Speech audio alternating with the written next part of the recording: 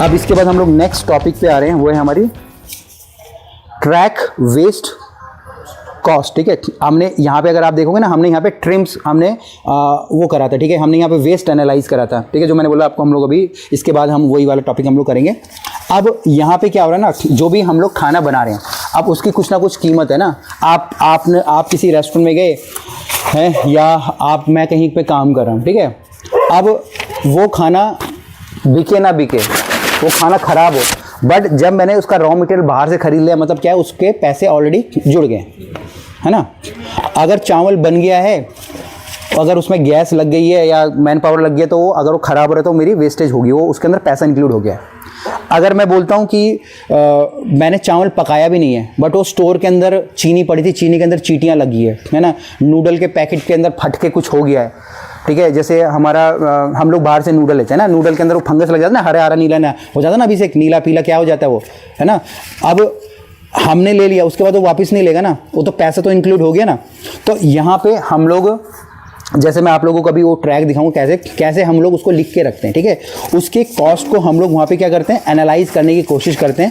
पहले हमने जो पढ़ा था उस पर सिर्फ हम उनकी क्वांटिटी कर रहे थे कि भाई इतना मेरा चावल बर्बाद हो रहा है, इतनी मेरी दाल बर्बाद हो रही है, इतना मेरा चिकन बर्बाद हो रहा है। बट यहाँ पे हम जो वेस्टेज है उसकी कॉस्ट को इन्वॉल्व कर रहे हैं। ठीक है, जिससे कि मेरे को ये भी पता चल रहा है कि पर डे मैं कितने हज़ार का सामान बर्बाद कर रहा हूँ। ठीक है, यहाँ पे दो चीज़ होंगी। अगर वो रॉ मटेरियल है, मतलब कच्चा सामान है, तो जितना मैं उसका बाहर से प्राइस ला रहा हूँ मैं उतना ही उसको लगाऊंगा।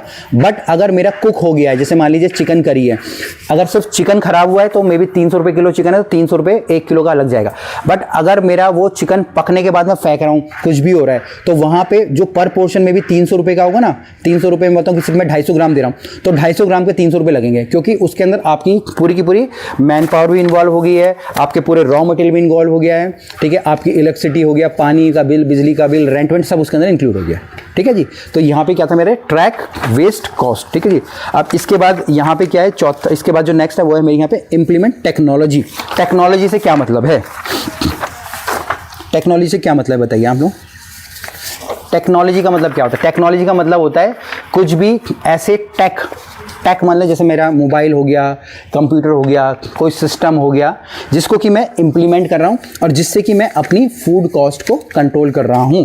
ठीक है, या मैं उसको समझने की कोशिश कर रहा हूँ। जैसे अभी हम लोग यहाँ पे हम लोग बिलिंग का सॉफ्टवेयर लेंगे, ठीक है ना, हम बिल कटेगा हमारा। ठीक है, उसके बाद जैसे खुद आप लोगों को, प्रदीप को कंप्यूटर पता कि भाई मैं कैसे हमको फूड कॉस्ट निकालनी है ना, वैसे ही हम लोग यहाँ पे सेम कॉस्टिंग वगैरह निकालेंगे।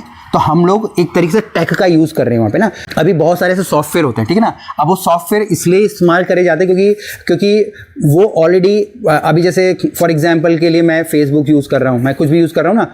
अब फेसबुक क्या है, एक तरीके से क्या है, टेक ही है, टेक्नोलॉजी है। ठीक है, मैं यूट्यूब कर रहा हूँ तो ये भी एक टेक्नोलॉजी है।